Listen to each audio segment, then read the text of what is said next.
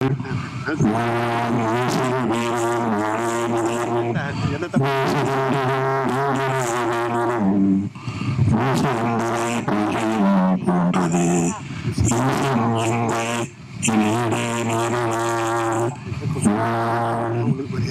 சரி முடிச்சுட்டு அப்புறமா பண்ணலாங்களா?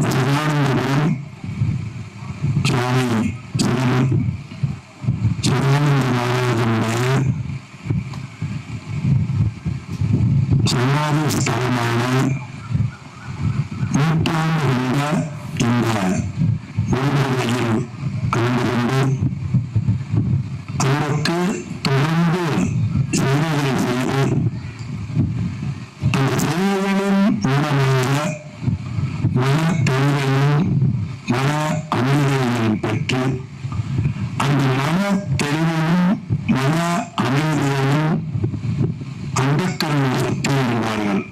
உள்ள தூய்மையையும் பெற்று அக தூய்மையையும் பெற்று இந்த சமுதாயத்திற்கு சில நல்ல தீர்ப்புகளை வழங்கி இந்த பவள விழா காலம் மாண்புரை நீதியரசு ஜோதிமணி நீதிமணி என்றெல்லாம் நம்மால் போற்றப்படுகின்ற ஐயா அப்பா ஜோதிமணி தேசிய ராணி தம்பதிகள் ஆகிய நீங்கள் இந்த பவள விழாவும் சதாபிஷேகமும் கொண்டாடி இந்த கோயில் போல சிவானந்தருடைய கோயில் ஆசிரியர் போல 100 ஆண்டு காலம் வாழ்ந்து தொண்டு செய்ய மனமாக நாம் பிரார்த்தனை செய்கின்றோம்.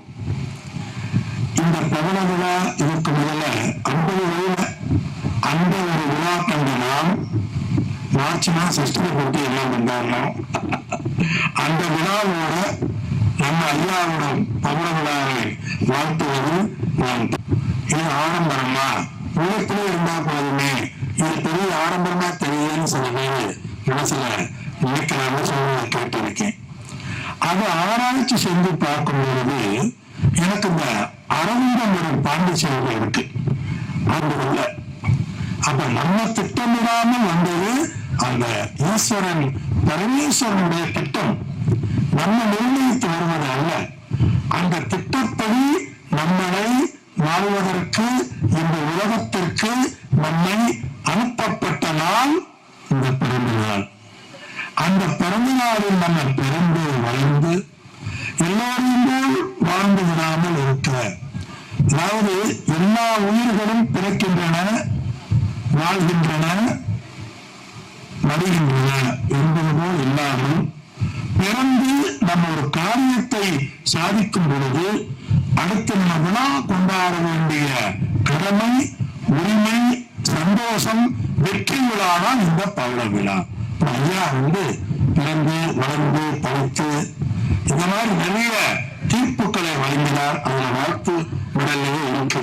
குடங்குளம், அந்த பவளம், நெல்லி இது நல்ல நேர்மையான முறையில நீதி அரசராக இருந்து தீர்ப்பு வழங்கினார்.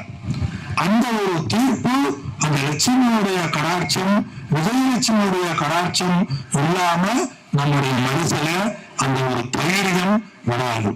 அந்த ஐயா அவர்கள் இந்த குருநாதர் சதானந்த சுவாமிக்கு தொண்டு செய்வதனால அவருடைய மனமானது மிக தெளிவாக நுண்ணியமான சில விஷயங்கள் எல்லாம் அவருடைய மனம் புரியும், அவருடைய நடப்பார். அது எந்த சந்தேகமும் இல்லை. அது ஒரு பிராக்டிஸ். எப்படி நம்ம பிராக்டிஸ் செய்வதான நீதி வழங்குற பிராக்டிஸும் இருக்கு. அது மாதிரி ஐயா ஏதோ ஒரு புண்ணிய காரியத்தினால, புண்ணிய வசத்தினால இந்த மடத்தினுடைய தொடர்பு இருக்கும் பொழுது, ஐயா மாதிரி உள்ளவங்க தொடர்பு இருக்கும் பொழுது மிக மிக அதிகமான தன்னுடைய பணியை உன்னதமாக செயல்படக்கூடிய மனதில் ஆற்றமும் வைராக்கியமும் விண்முகமும் வரும். அது ஐயாவுடைய முகத்தை பார்த்தாலே தெரியும். லட்சுமியுடைய கடாட்சம் வெற்றி விழாவானது முகத்திலேயே தெரியும்.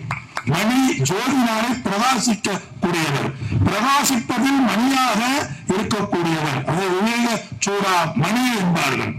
எப்படி மணி என்பது மணி எழுத்தோடு எல்லோருக்கும் அந்த ஓசை கேட்கும்.